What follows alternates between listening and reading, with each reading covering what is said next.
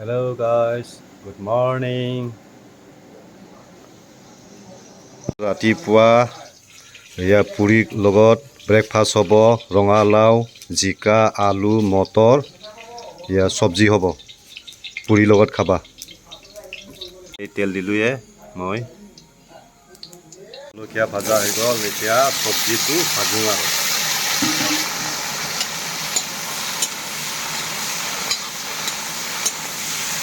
ললো আৰু গৰম গৰাও দিলো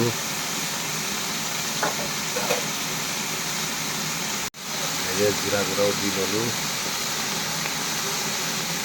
পুৰা হিলাই দি আছো মই যেতিয়া লগতে বিলাহীও কাটি দিলো বিলাহী কাটি দি আছো আজি ব্ৰেকফাষ্টৰ চব্জিটো আছিলে